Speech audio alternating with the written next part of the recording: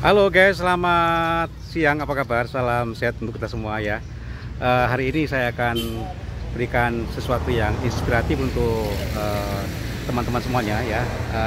Siang ini saya mengunjungi satu pulau yang juga baru pertama kali saya melangkahkan kaki, yaitu di Papua Barat, namanya Fak Fak ya. Dan salah satu ikon yang sangat penting di Fak Fak ini adalah kita akan melihat sebuah kisah tentang bagaimana hubungan agama-agama ya, dalam hal ini Islam Kristen yang sangat kuat di Fak Fak, dan juga ada agama-agama lain ya. Jadi Fak Fak ini ada masyarakat yang sangat campuran ya, multikultural, dan mereka mengatakan bahwa itu adalah terbentuk kerukunan yang disuasana oleh faktor kekeluargaan ya. Dan hari ini saya akan tunjukkan ke teman-teman semua ada sebuah prasasti yang dibangun untuk membangun sebuah kerukunan yang betul-betul masuk di dalam kehidupan keluarga, dan itu diberi nama Tungku Tiga Batu ya. Akan saya tunjukkan guys. Nah ini ya, nah ini guys ya, Tungku Tiga Batu. Di situ ada tungkunya, lalu ada 3 pilar ya untuk memperkuat hubungan persaudaraan agama-agama ya. Ini ada di samping Tungku Tiga Batu ini, di sampingnya lautan guys ya, lautan, dan itu ada ikon Fak Fak City ya. Kemudian di sampingnya ada rumah-rumah penduduk yang berada di pinggiran pantai ya. Oke guys, hari ini saya akan memperdalam ya apa yang menjadi filosofi 3 tungku batu ini ya. Saya akan ajak teman-teman semuanya untuk ya sedikit bincang-bincang ya gitu ya, sedikit bincang-bincang. Nah ini di hadapan kita guys ada Bapak Pendeta Ruben ya, dan di samping kirinya itu ada mahasiswa teologi UKSW yang sedang menjalani praktek PPL.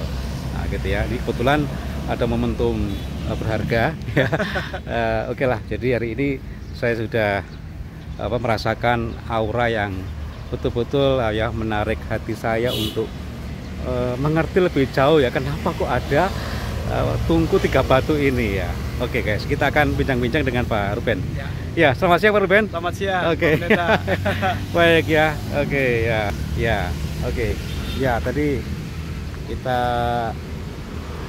bersama-sama melihat ya ada 3 tungku, satu tungku tiga batu ya. Mungkin bisa diceritakan Pak Ruben, gimana ceritanya itu Pak Ruben? Ya, satu Tungku Tiga Batu itu adalah filosofi Pak, masyarakat asli Fak Fak. Bagaimana dia menghargai tentang sebuah kebersamaan yang awalnya dulu dimaknai 3 batu itu seperti kita lihat di dalam tungku Pak ya, ada 3 batu. Mereka menyebutnya itu dulu memaknai dengan Islam, Kristen, dan Katolik. Jadi tiga agama. Jadi mereka ingin menyatakan lewat filosofi itu bahwa mereka sebetulnya bisa menghasilkan sebuah masakan atau mematangkan sesuatu dengan tungku itu dengan ditopang oleh 3 batu tadi, ditopang oleh 3 batu itu, Kristen, Katolik dengan Islam. Kami menyebutnya sebagai agama keluarga. Tapi sekarang juga ada pemaknaan, katanya 3 batunya itu adalah unsur pemerintah, unsur adat, dan unsur agama. Jadi mengalami pengembangan ya? Ya, pengembangan. Tapi awalnya memang tadi itu ya, Kristen Katolik dengan Islam sebagai agama keluarga. Jadi kalau di sini tidak heran Pak, kalau satu keluarga ada yang beragama Katolik, ada yang beragama Islam dan beragama Katolik. Itulah bagian daripada satu tungku 3 batu tadi. Ah itu Pak, kenapa kok pakai tungku Pak? Kok bukan yang lain? Tungku memang tempat memasak orang-orang kami ya. Jadi tempat memasak. Kalau saya kebetulan pernah melayani di pedalaman Fak Fak, ya memang tungku itu masih kita pakai untuk tempat memasak ya, untuk memasak gitu. Tungku itu masih kita sekarang mungkin orang udah pakai kompor. Iya. Atau memang dulu memang karena ini faktor keluarga, jadi tungkunya itu bisa menjadi simbol keluarga Islam, Kristen, Katolik itu bisa masak bersama, makan bersama, gitu ya. Ya, itu juga jadi satu dan itu dirasakan ketika saya tugas di pedalaman, di pedalaman Pakpak di Teluk Patipi namanya. Ya memang makan dalam keluarga tuh dalam arti keluarga Islam, Katolik, Kristen itu ya mereka tidak lagi memandang sekat dan mereka saling mempercayai apa yang dimakan oleh keluarga boleh dimakan oleh keluarga Islam, keluarga Kristen tidak akan pernah mengkhianati apa yang menjadi batas norma dari saudara mereka. Oke Pak, sangat bagus sekali. Ya. Boleh tahu Pak, ini mulai dibangun kapan nih Pak?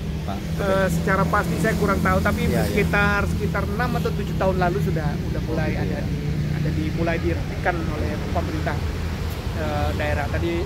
Tadinya ini kan memang masih pantai, kemudian ada jalan reklamasi, lalu dikembangkan dengan bangunan-bangunan seperti ini, tubuh seperti ini.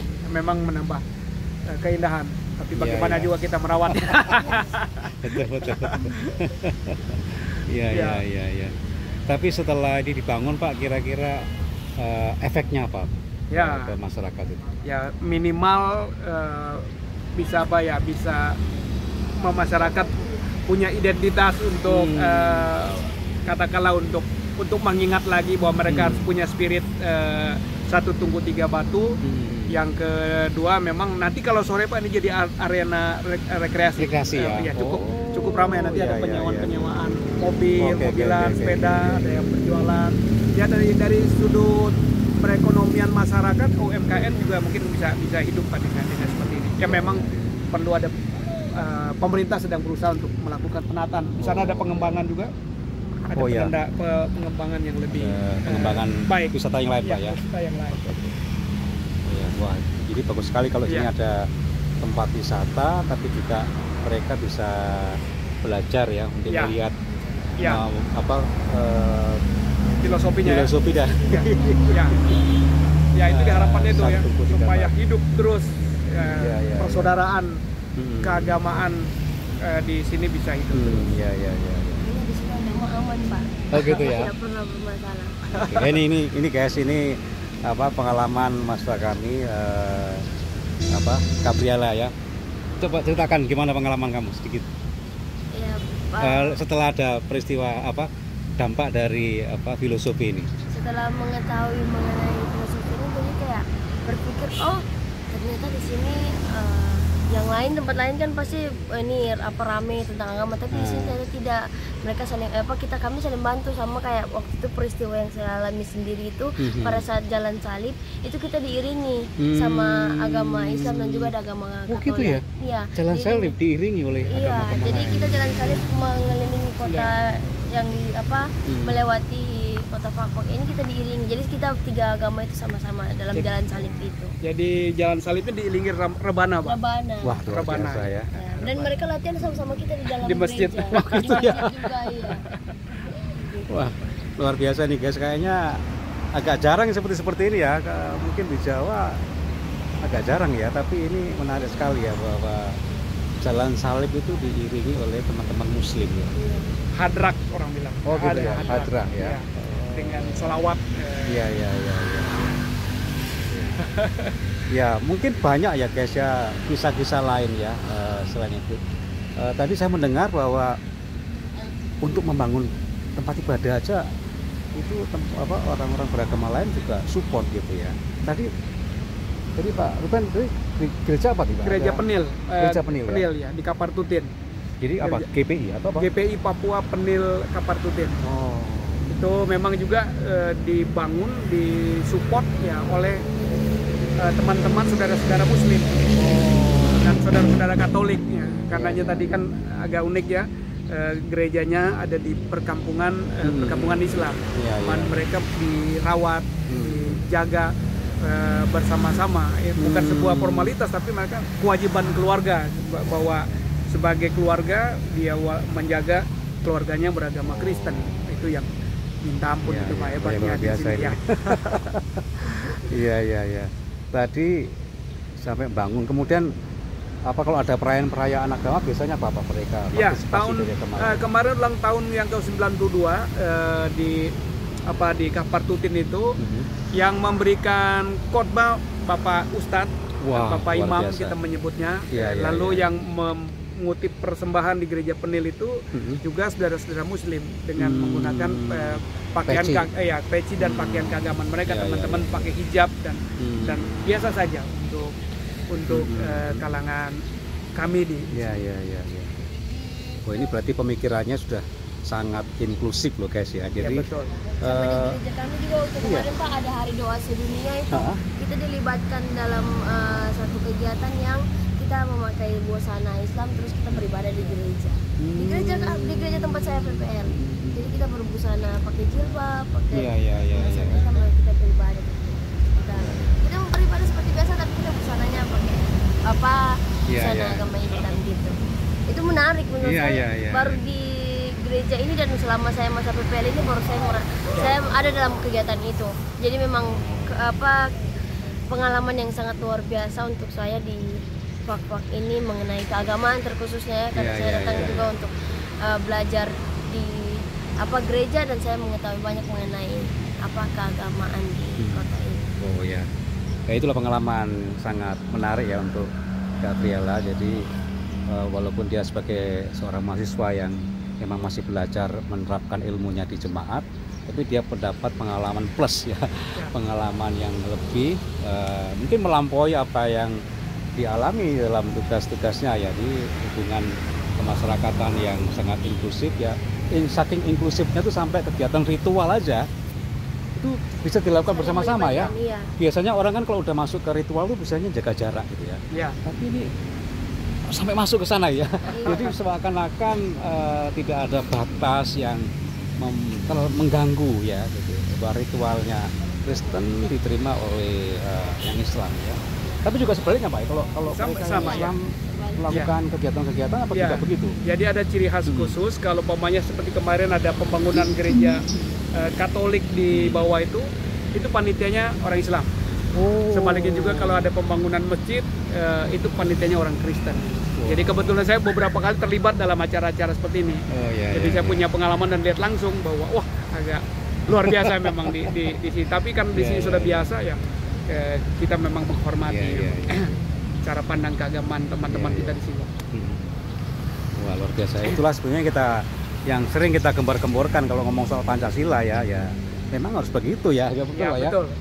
Pancasila itu memang untuk menunjukkan ke persatuan di tengah keberagaman ya menerima betul-betul perbedaan itu dan sampai ke dalam-dalamnya, ke akar-akarnya gitu ya. Diterima dengan penuh dengan solidaritas, dengan keterbukaan ya. Luar biasa. Ini menjadi cerita yang menginspirasi untuk generasi berikutnya gitu Pak ya. Ya, betul. Supaya apa yang